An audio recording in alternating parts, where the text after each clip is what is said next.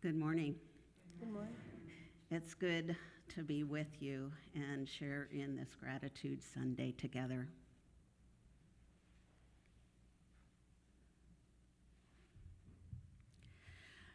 By way of introduction to my sharing, I remind you of Reverend Sarah's weekly invitation, as she did this morning, at the beginning of the service, to put our feet on the ground, to settle in and take just a few deep breaths.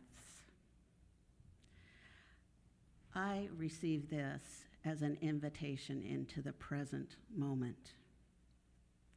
With body, mind, and spirit to be aware, awake, and alert to the gifts of loving community, sacred words, and Eucharistic renewal. It's as though she's saying, don't miss what's right in front of you. And that's what my meditation today is about. So this is a meditative journey.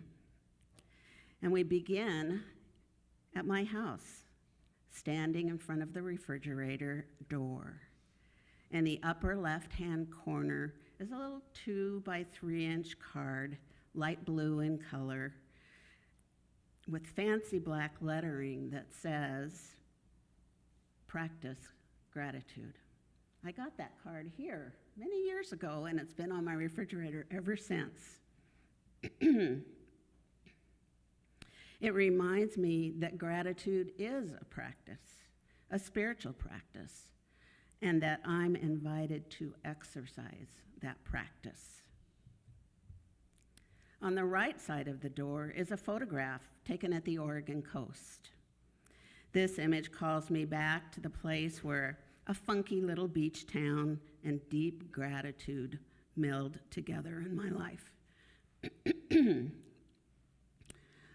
My friend's condo rental in Nescowan is small and basic. One large room with a Murphy bed, a kitchen just large enough to accommodate one person if you don't get too crazy and wild, and a bathroom that has just enough space for a sink, a toilet, and a small shower. But the outstanding feature of this condo is the expansive sliding glass doors that open to overlook the vast waters of the Pacific Ocean.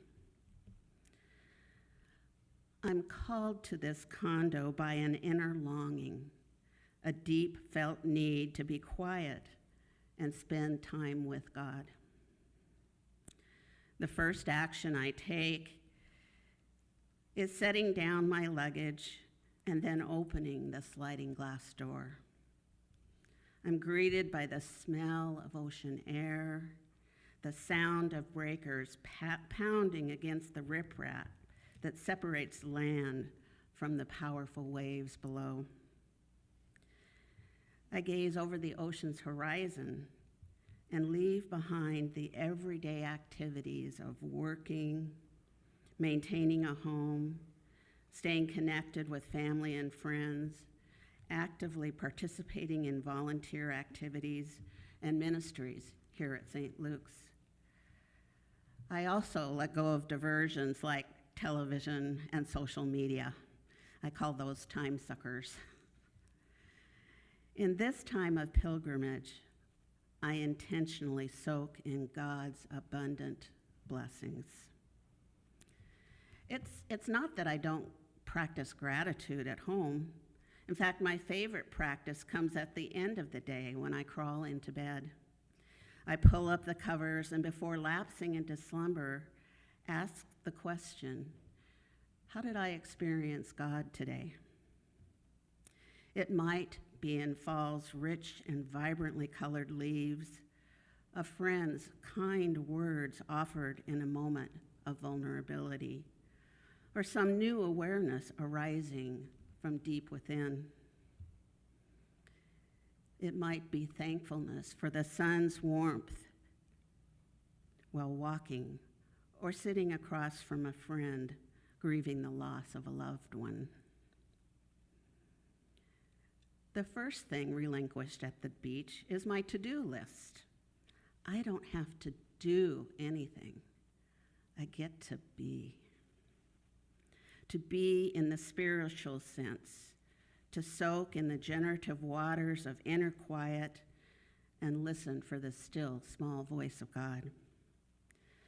Time to breathe in the salt air and listen to the ocean waves, to walk along the shoreline seeking treasures that wash up on the beach, and to take naps in the middle of the day.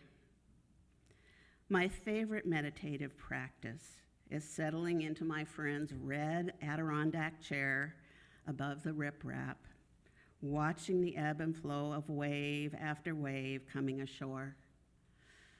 I feel my body relax. I breathe deeply and open to the wonder of creation and the gift of being alive, to God's graced gifts, which are always here, around and within.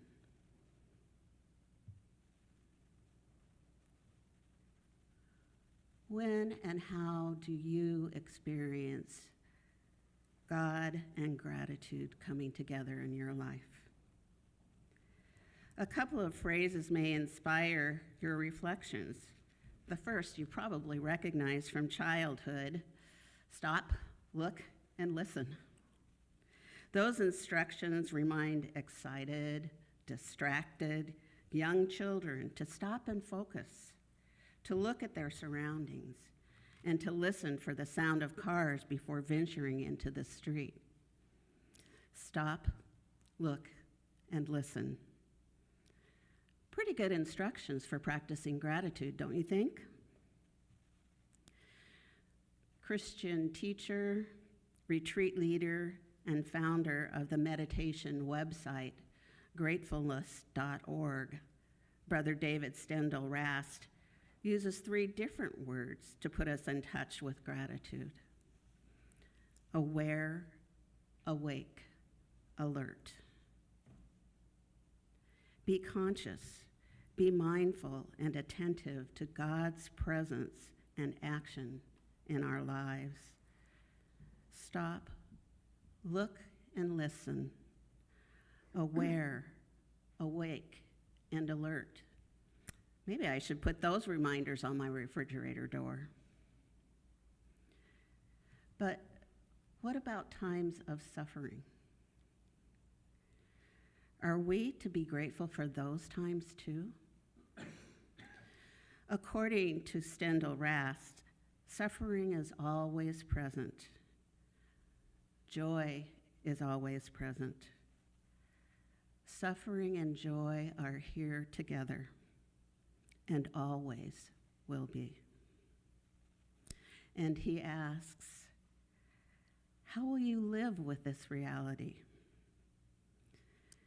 It's a question with which I wrestle at times.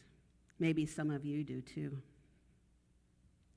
It asks that we be patient in times of darkness, and even then to stop, look, and listen, to stay aware, awake, and alert, and not let the darkness overcome us. Gratitude helps break through to the light. Sometimes it's a little thing that connects us to hope. Seeing a small flower inexplicably growing out of the crevice between 2 sections of the sidewalk. The sound of a child's laughter opening tenderness within. A dream that awakens us to new possibilities. In especially hard times, gratitude, like a tea bag in hot water, needs time to seep through before its flavor soaks into our heart. God's grace abounds, from the very breath that sustains us to the family and friends who mostly bring us joy, to work, faith and service opportunities that offer us meaning and purpose, and to times of struggle and questioning that call forth healing and growth. Stop, look, and listen, aware, awake, alert.